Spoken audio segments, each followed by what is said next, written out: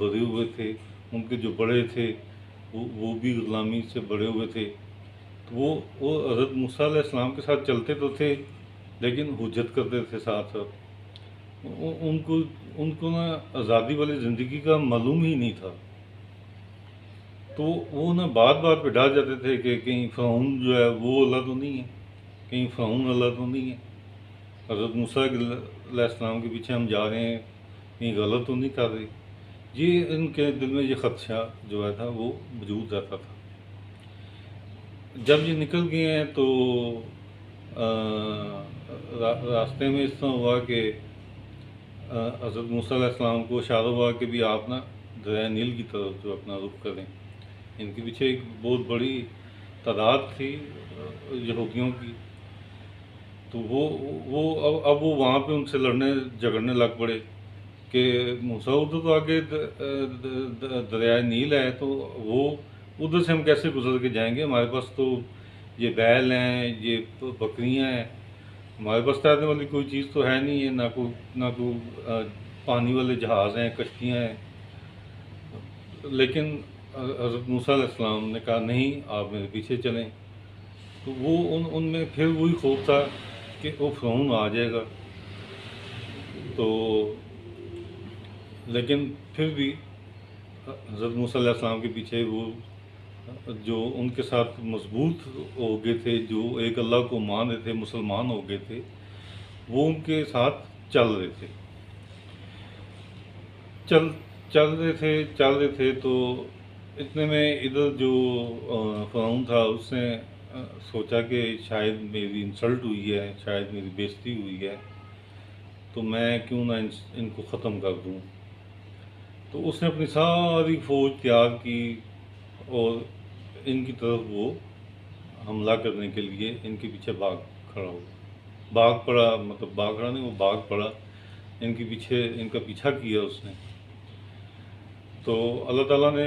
کافی موقع دیا، اس یہودی قوم کو کافی موقع دیا، تو حضرت موسیٰ علیہ السلام آگے جب پہنچ گئے تو دریائے نیل آ گیا، تو کچھ دیر کھڑے رہے، تو اب وہاں پہ پھر یہ یہودی جو ہے ان سے بحث کر رہے ہیں، اب کیا کرنا ہے، اب کیا کرنا ہے، وہ پیچھے فرعون آ رہا ہے، اب کیا کرنا ہے۔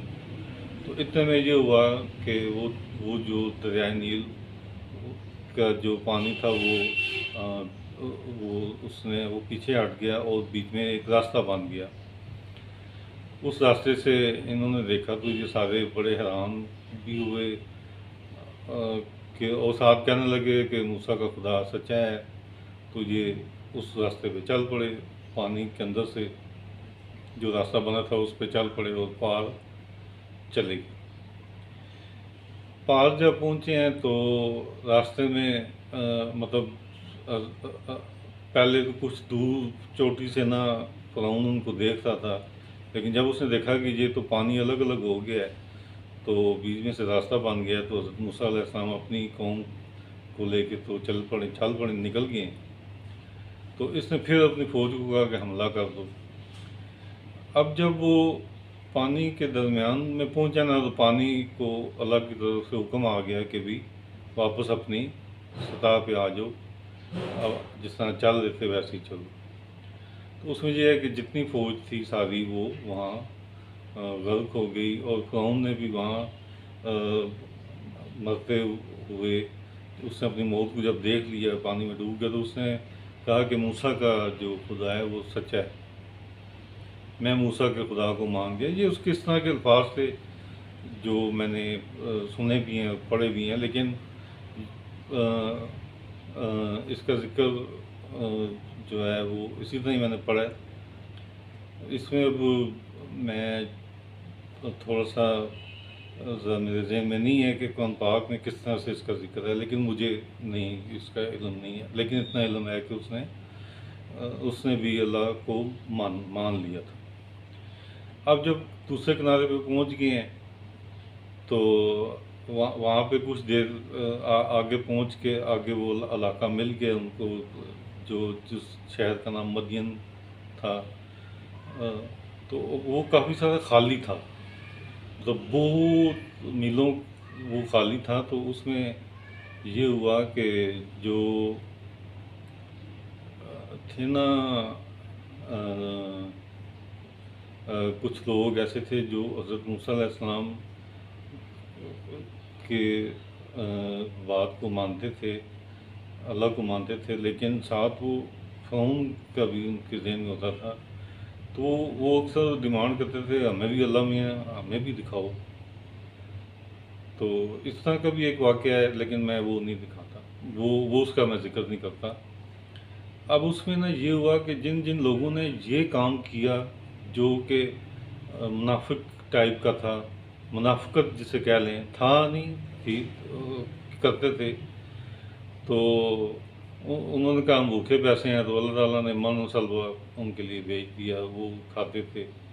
پھر وہ کرتے کرتے انہوں نے کہا من و سلوہ کھا کھا کہ ہم تھک گئے ہیں، ہمیں تو وہ جو نہیں ہے وہ فوجی صوبے دار ہوتا تھا تو وہ کوڑے مارتا تھا، اس کے بعد ہم کام کرتے تھے، ہم وہاں مصر میں فرعون کا، تو پھر وہ جو ہمیں وہ دال پکا کے دیتا تھا نا، وہ بڑی مزے کی ہوتی تھی. یہ بات انہوں نے، یہ قرآن پاک میں اس کا ذکر ہے. حضرت موسیٰ علیہ السلام نے بھی ان کو طنز دیا کہ ہاں اچھا، مطلب جو اللہ کی طرف سے من سلوہ آ رہا ہے وہ نہیں، تو تمہارا وہ دال کھانے کو دل کر ہے. یہ بھی ایک بات ہے. اب یہ بات میں اس لیے آپ کو سنا رہا ہوں، یہ آزادی سے متعلق ہے کہ وہ ذہنی طور پہ وہ غلام ہی رہے، ان کے اندر سے غلامی نکل نہیں رہی تھی. اللہ تعالیٰ ان کو